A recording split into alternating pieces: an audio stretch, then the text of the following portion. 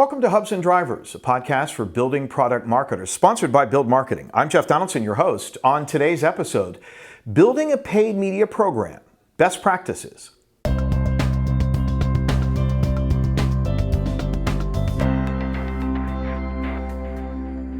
Driving awareness for your building products brand requires an integrated strategy to get your innovations and your solutions and your products at the top of the consideration set for all those key audiences, specifiers, architects, construction professionals of every kind.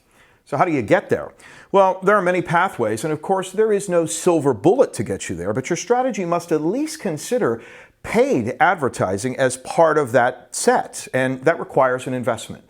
Joining us today is Amy Meyers, Director of Paid Media here at BLD Marketing, to talk about best practices. Amy, thanks for joining us. Glad to be here, Jeff. So, we have to start with the right creative message. That brand has to have its story on lock and know what its differentiators are and ensure that that message is resonating with those key audiences. But once you've gotten there, it's about goals and objectives for the paid media program. Start there and talk about that. Absolutely. We have to know what it is we're trying to achieve. What do you want to have happen as a result of paying money to vendors to put your advertising out there?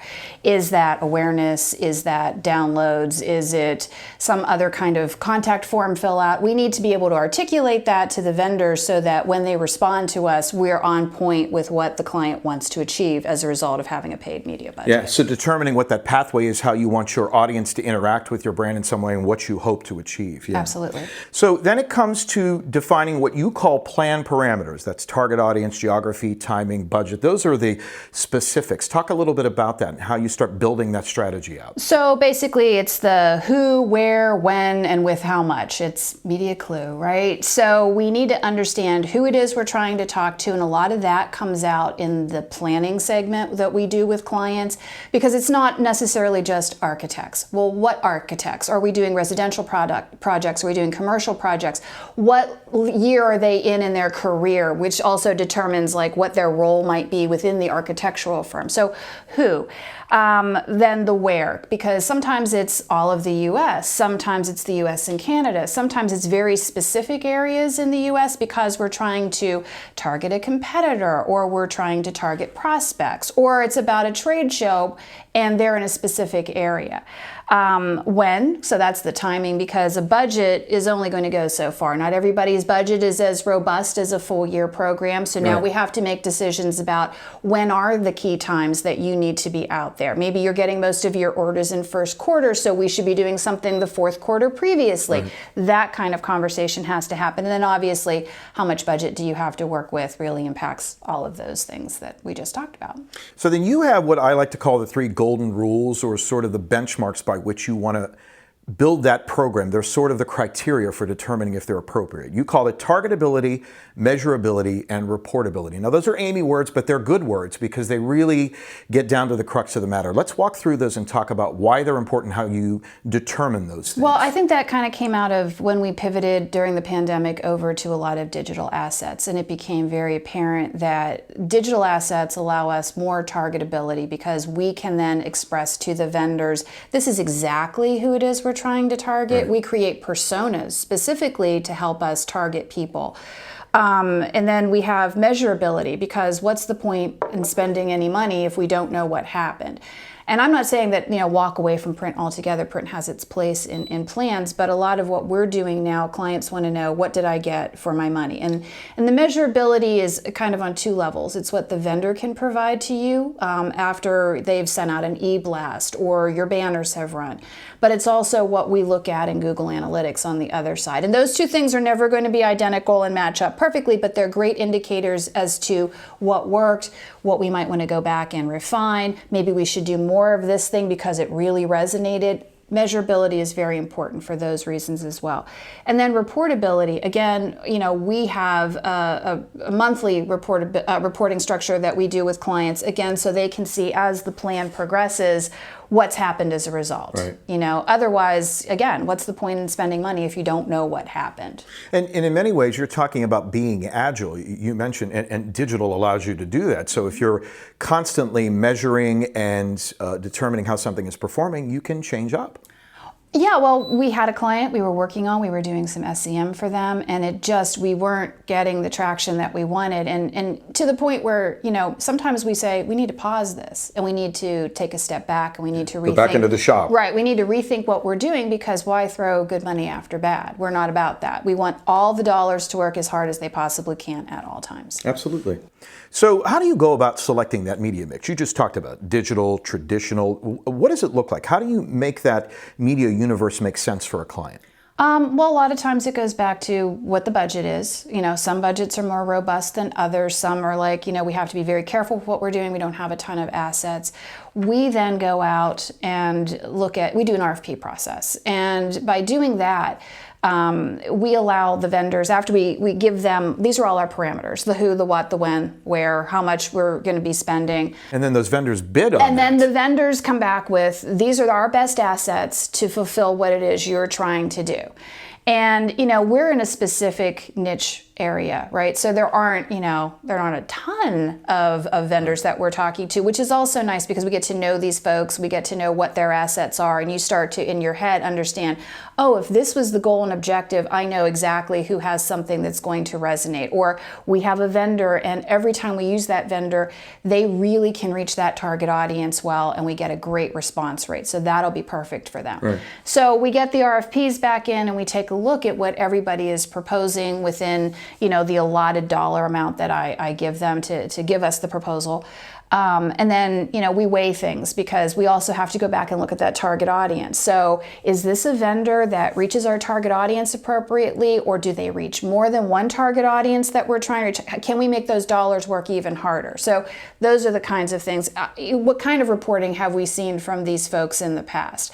Have we had a good, track record with using certain assets with these vendors? Those are all the kinds of things that we're measuring, if all things are equal. So there is, of course, price negotiation. We always say that you should bring Amy if you ever want to buy a car, because she's great at price negotiation. And then you develop what you like to call a flow chart that gives the client an understanding of where they're going to be and when, and what that asset looks like, sort of a snapshot of their full program. But there's this whole process once the plan is in place and has been locked down, and it's about fulfillment and asset delivery. Talk about that. Talk about that whole process. So that's more of an internal thing that we go through. We send out insertion orders to lock everything down with the vendor, and then they obviously have space and material deadlines. So we've taken care of the space deadline. We've ordered it. Now we have to make sure that everybody internally is on the same page, so that the creative folks can march everything past the client, get all the approvals, and we can get the assets out the door to the vendor by the timeline they need to get it put up on their site. And that sometimes also involves getting proofs back that need to be viewed by, not only us internally, but also the client, how things look. So that is orchestrated internally, and that, we monitor that, make sure that everybody has the schedule, and hopefully everything goes according to plan and everything gets out the door. If not, there is a little wiggle room there from time to time. But that way, we make sure that what we put on that flow chart, what the plan was, we hit those dates. And that can be anything as small as a tiny banner ad that's going to appear somewhere on the internet, to a billboard on a highway somewhere. That inventory and that fulfillment can take a lot of different forms, obviously. Absolutely. We have a new vendor that we're working with. Part of our process is, we get this production specs in, we share it with our creative folks. They have questions. We make sure, if it's a new vendor, we hook them up so that, they can ask those questions directly, because our goal is always to get the assets right out the door the first time. Right. So that's the goal.